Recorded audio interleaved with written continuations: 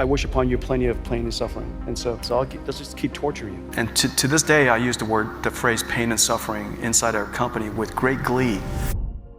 This is Jensen Huang, President and CEO of NVIDIA, the most valuable company in the world, with a market capitalization of over $5 trillion. To put that into perspective, NVIDIA's market cap is greater than the entire GDP of some of the most powerful countries on the planet, India, Japan, and the UK. And with a net worth of over $180 billion, he is one of the most powerful and influential people on Earth today. But it wasn't always this way. How did he do it? How did a boy who cleaned toilets in rural Kentucky become Jensen Huang? The answer lies in 4 principles, 4 ideas that shaped him, shaped NVIDIA, and shaped the AI revolution itself. In 1973, a 10-year-old Taiwanese boy named Jensen Huang arrived at the Oneida Baptist Institute in rural Clay County, Kentucky. His parents, a chemical engineer and a school teacher, had sold most of their possessions to pay the tuition, believing they had enrolled their sons in a boarding school. They were wrong. Oneida was, in fact, a religious reform school for difficult children. Jensen's first roommate, a 17-year-old who could not read, spent their first night together showing off the knife scars he had collected. To get to his elementary classes, Jensen crossed a swinging footbridge over the South Fork of the Kentucky River. Many of the planks were missing, and local boys would shake the ropes to try to throw him off. He cleaned toilets every day. His older brother worked the school's tobacco farm. He taught his roommate to read. His roommate taught him how to lift weights. This wasn't the American dream his parents had imagined, but it was the forge that made him. To me, no task is beneath me because remember, I used to be a dishwasher, and I mean that. I used to clean toilets. I mean, I cleaned a lot of toilets. I've cleaned more toilets than all of you combined. and some of them just can't unsee.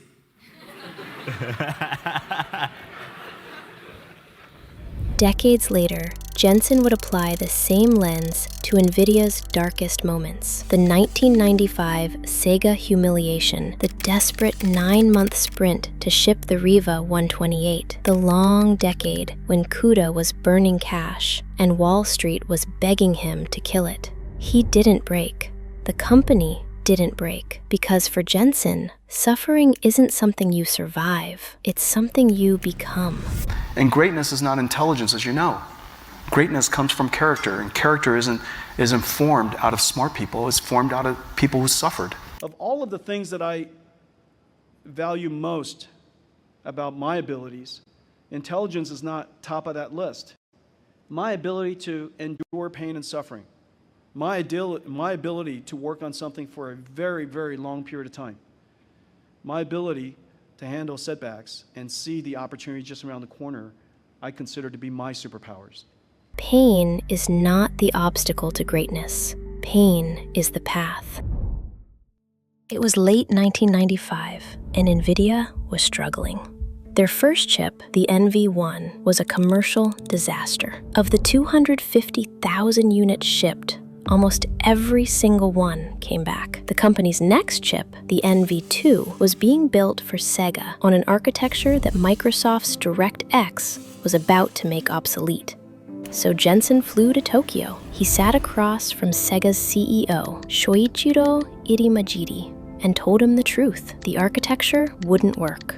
Then, in the same breath, he asked Sega to pay the full $5 million contract anyway. Without it, NVIDIA would not survive the year.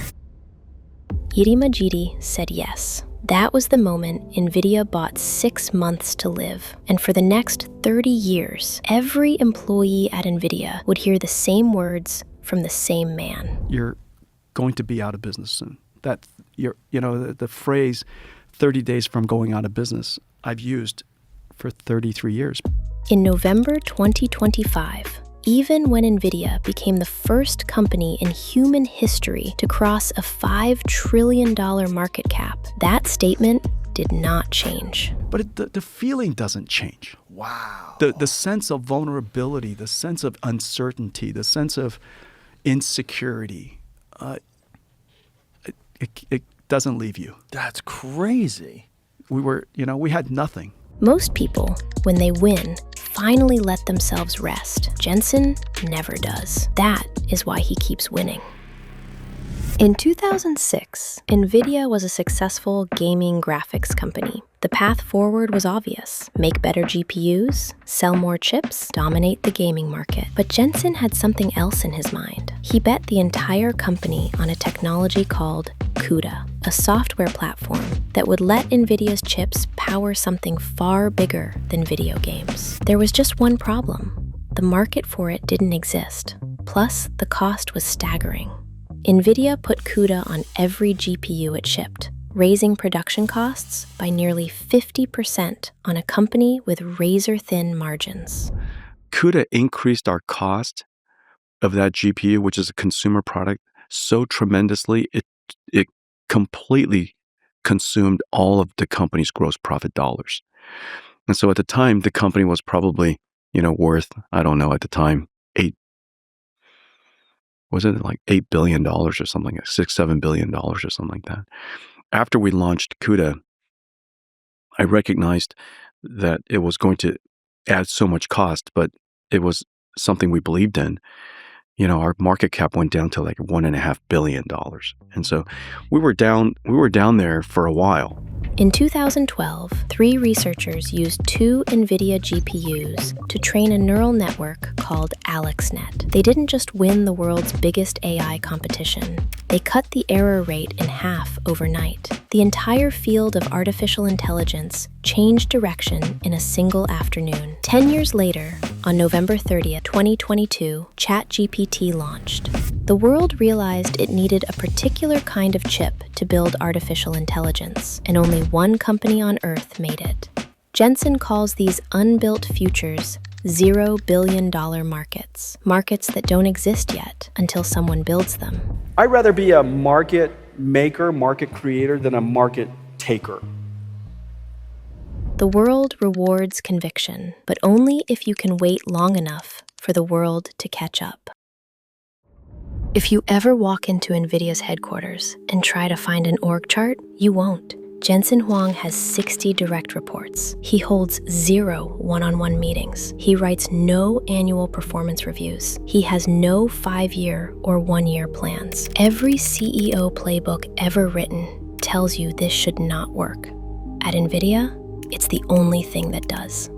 Instead of a hierarchy, Jensen built something that looks more like a neural network. Whoever is best positioned to lead a mission leads it, regardless of title, regardless of seniority. He calls this idea mission is the boss. Every morning at 4 a.m., he opens his inbox and reads roughly 100 emails, short messages from employees at every level of the company, each one listing 5 bullet points, the top 5 things they are working on. He calls them T5Ts. He uses them to feel the pulse of the entire company without a single status meeting. When he gives feedback, he does it in front of everyone. I don't do one-on-ones, and almost everything that I say to everybody all at the same time. He almost never fires anyone. He believes the people who are closest to giving up are usually the ones closest to a breakthrough. Most companies are built on power. NVIDIA is built on purpose. That is why a 9-year-old boy who once cleaned toilets in Kentucky now leads the most valuable company in the world. But people know that I'd rather torture them into greatness. That was the phrase that I was hoping to uncover. Yeah, I remember you mentioned that.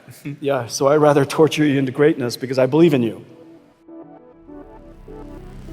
Jensen Huang did not build NVIDIA because he was the smartest engineer, but because he never quit. He turned suffering into character. He turned paranoia into discipline. He turned conviction into $1 trillion bet. And he turned a company into a mission. 4 principles, 1 man, a $5 trillion empire. Building a company and building NVIDIA turned out to have been 1,000,000 times harder than I expected it to be. The question isn't whether you have what it takes to build something like NVIDIA. The question is whether you're willing to suffer long enough to find out.